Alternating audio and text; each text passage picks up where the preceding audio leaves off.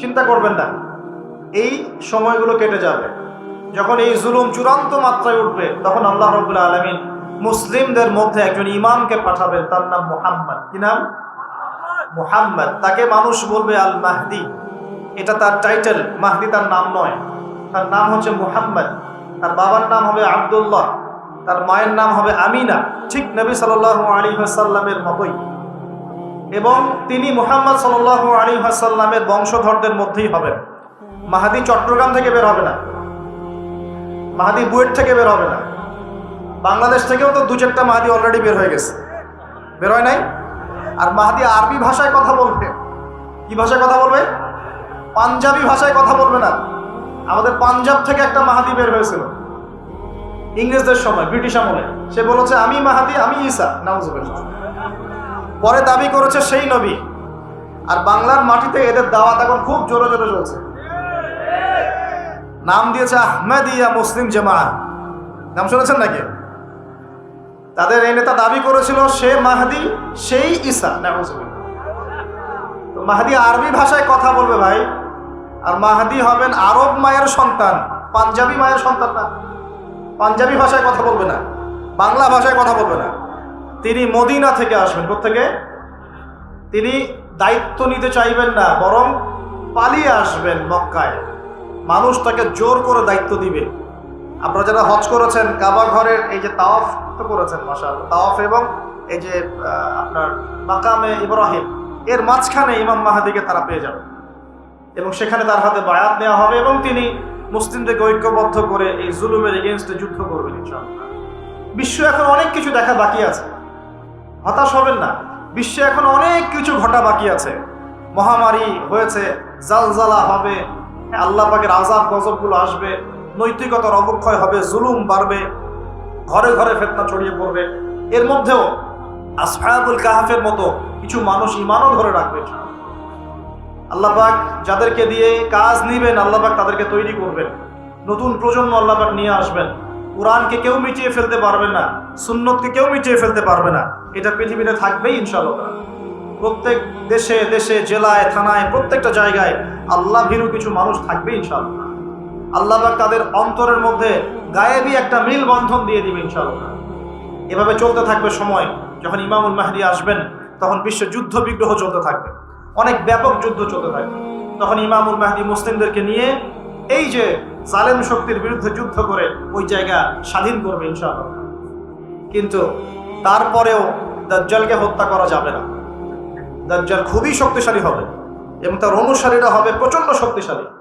তখন আল্লাহ রাব্বুল আলামিন এই মিথ্যা মাসিহকে মেরে ফেলার জন্য আল্লাহ পাক আসমান থেকে সত্য মাসিহ ঈসা আলাইহিস সালামকে আবার পাঠাবেন। বলেন সুবহানাল্লাহ।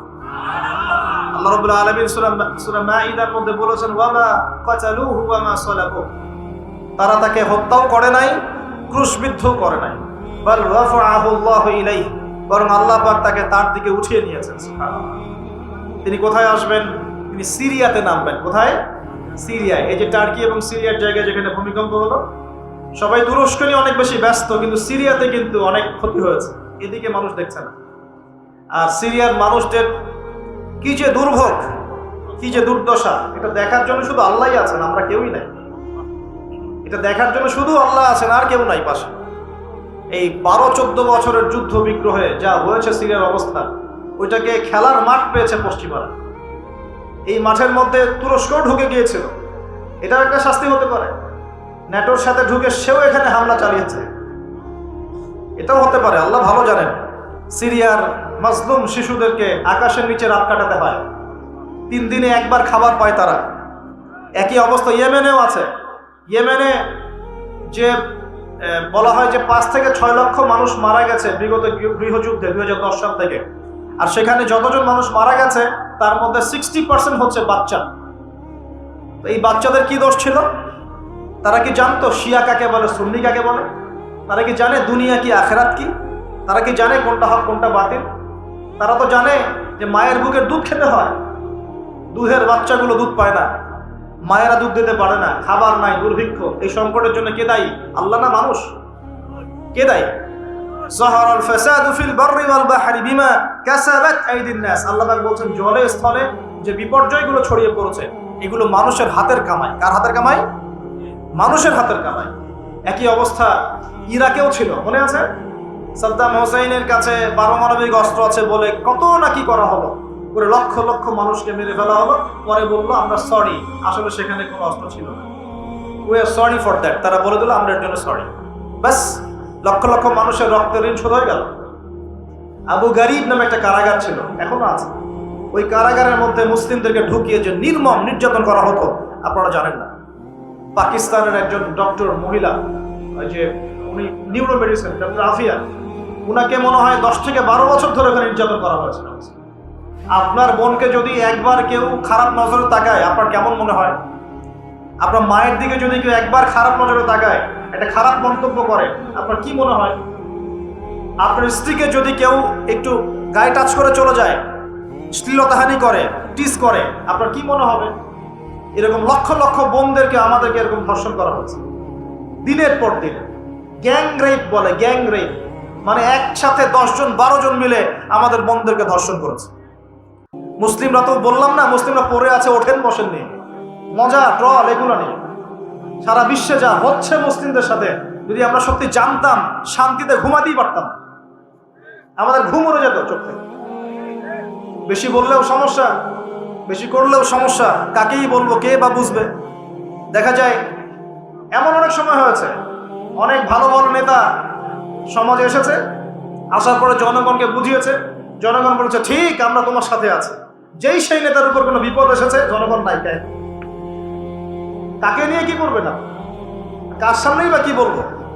আমাদের প্রত্যেকটা জেলা বলেন, থানা বলেন, দেশ বলেন, আনাচে কানাচে নিবেদিত প্রাণ মুসলিম ভাই তৈরি করতে হবে, যারা কাজের মানুষ, ঝোঁকে চলে না, আবেগে চলে না, ইস্যু পাগল না, আবেগে চলে না, কাজের অ্যাক্টিভ কিছু মানুষ দরকার, যারা শিক্ষিত, এডুকেটেড, যারা পরিস্থিতি বোঝে, যারা হিকমা বোঝে, যারা নিবেদিত প্রাণ, যারা অর্থ কোরবানি করার মানসিকতা রাখে, শিক্ষা প্রতিষ্ঠান গড়ে তোলে, সোশ্যাল ওয়ার্ক করে, একটা জনসংযোগ যারা গঠন করতে পারে, এমন কিছু মানুষ আর নেতা আল্লাহ আমাদেরকে দান করুন বলে আমি। এভাবে একদিনের মাহফিল বলেন আর ওই ইস্যু পাগল কোন ইস্যু নিয়ে লাফালাফি করে উম্মার বিজয় হবে না। আমাদের সবাইকে যার যার জায়গা থেকে কনস্ট্রাকটিভ কাজ করতে হবে, সবাইকে এফোর্ট দিতে হবে।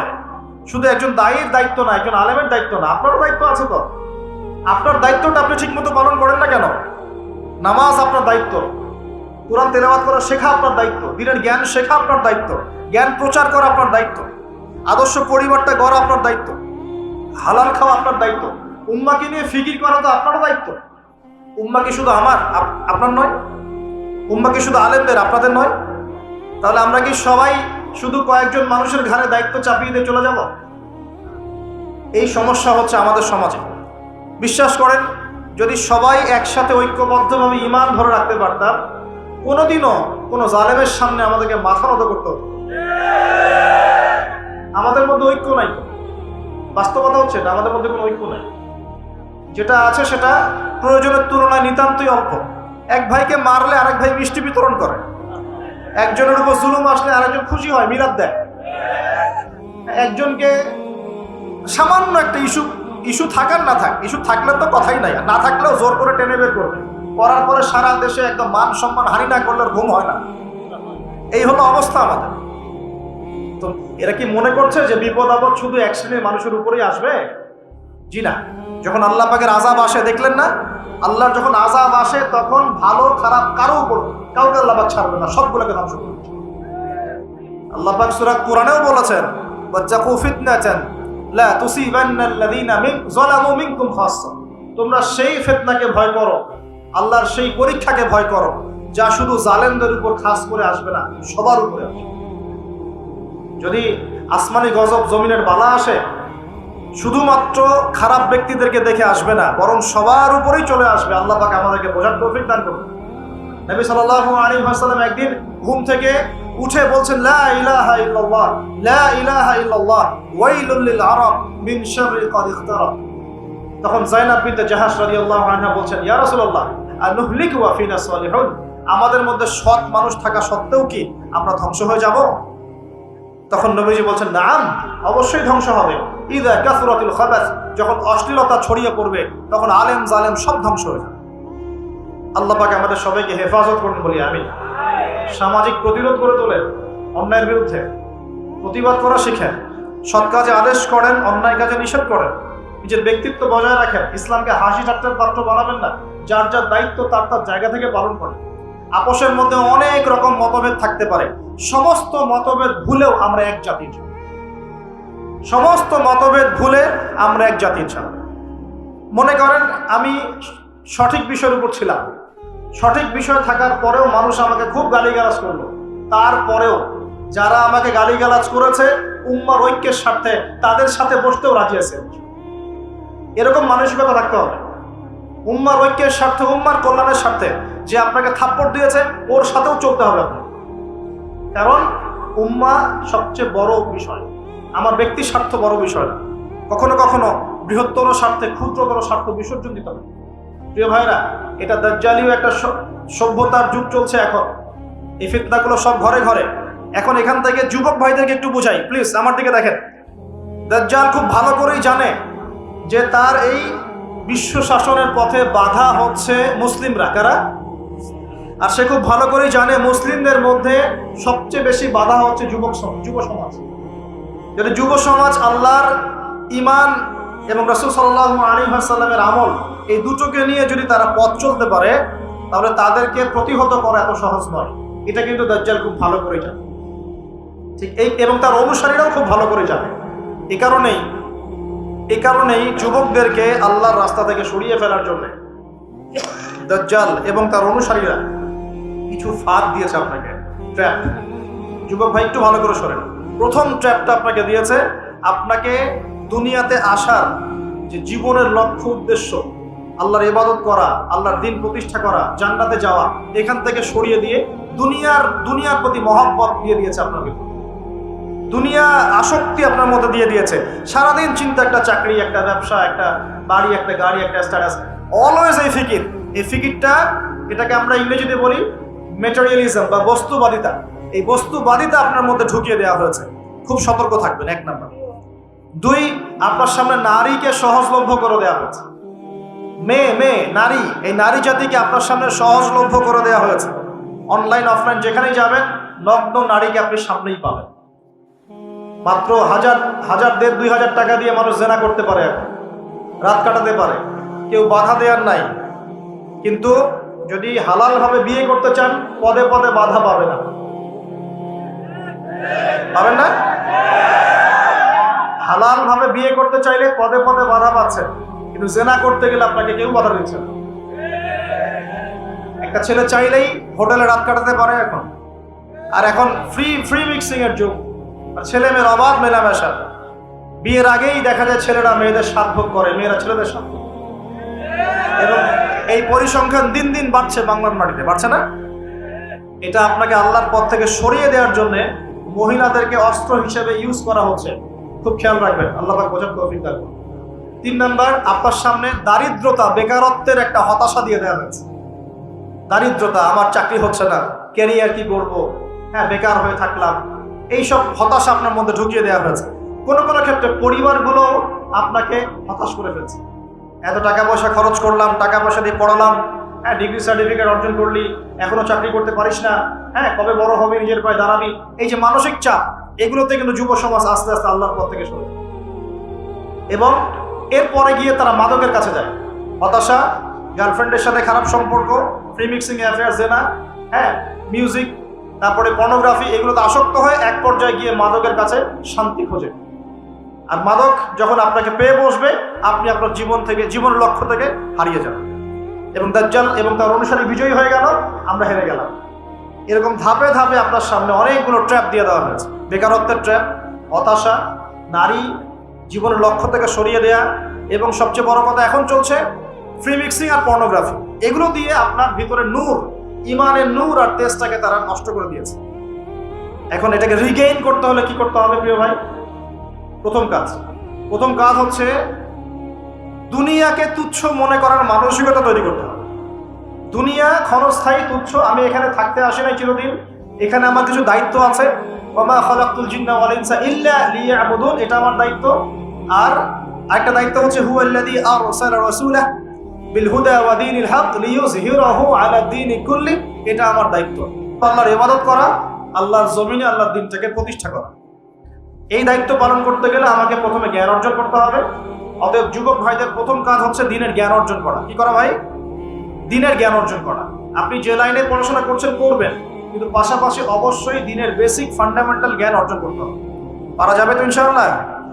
এরপর বেশি বেশি নেক আমল করবেন, নবী সাল্লাল্লাহু আলাইহি ওয়াসাল্লামের সুন্নত মোতাবেক জীবনটা গড়ার চেষ্টা করবেন। 2, 3 নাম্বার, হালাল খাওয়ার চেষ্টা করবেন, হারামের দিকে যাবেন না। ঠিক আছে? 4 নাম্বার, হালাল রিজিকের ব্যবস্থা হয়ে গেলে বিয়ে শাদী করে ফেলবেন, জেনার ধার কাছেও যাবেন না। জেনার ধার কাছেও যাবেন না, হালাল রিজিকের সোর্স হয়ে গেলেই বিয়ে করে ফেলবেন। তারপরে আদর্শ পরিবার করবেন, আপনার সন্তানদেরকে মানুষ করবেন, এবং সবাইকেই কমসে কম পার্ট টাইম দাওয়াতি কাজ করতে হবে। সৎ কাজে আদেশ করবেন, অসৎ কাজে নিষেধ করবেন। ইনশাআল্লাহ আমাদের ঐক্যবদ্ধ প্রচেষ্টায় আল্লাহর জমিনে দিন আবার বিজয়ী হবে ইনশাআল্লাহ তাআলা। আল্লাহ রাব্বুল আলামিন আমাদের সবাইকে বর্তমান পরিস্থিতি বোঝার তৌফিক দান। আল্লাহ পাকের আযাব গজব যে কারণে আসে, এই পাপগুলো থেকে দূরে থাকার তৌফিক দান। আল্লাহ রাব্বুল আলামিন মুসলিমদের মধ্যে ঐক্য আনার তৌফিক আমাদেরকে দান করুন, এবং বেশি বেশি নেক আমল করার তৌফিক দান করুন। আমরা চেষ্টা করব বেশি বেশি দাওয়াতি কাজ করার জন্য, এবং আল্লাহ পাকের জমিনে দ্বীনের প্রচার প্রসার ঘটানোর জন্য। আল্লাহ রাব্বুল আলামিন আমাদের সবাইকে দ্বীনের জন্য কবুল করুন, সমকালীন বিষয়গুলো সম্পর্কে সচেতন থাকার তৌফিক দান করুন, এবং আমরা যারা এখন পর্যন্ত গাফেলতির জীবনযাপন করছি তাদের সবার প্রতি আমার নসিহত হবে, প্রিয় ভাই, দুনিয়ার জীবনটা ক্ষণস্থায়ী। এই জীবনে যদি আমি ভোগবিলাসে মগ্ন হয়ে যাই, তাহলে পরকালে আল্লাহ রাব্বুল আলামিন আমাকে ছাড়বেন না। আল্লাহ পাক আমাকে একটা দায়িত্ব দিয়ে পাঠিয়েছেন, যাতে আমি তার ইবাদত করি, তার দ্বীনটাকে প্রচার করি, প্রসার ঘটাই, তার হুকুম আহকাম মেনে চলি, এবং আল্লাহর জমিনে দ্বীন প্রতিষ্ঠার চেষ্টা করি। আল্লাহ রাব্বুল আলামিন আমাদের যুবক ভাইদেরকে এই কাজগুলো আমল করার তৌফিক এনায়েত করুন বলি আমিন। আল্লাহ রাব্বুল আলামিন আমাদের সবাইকে যেন মাফ করে দেন, এবং আমাদের সবার ভুল ভ্রান্তিগুলোকে সংশোধন করে দেন। আগামী দিনগুলোতে ইসলামের পতাকা বহন করার তৌফিক আল্লাহ পাক দান করুন।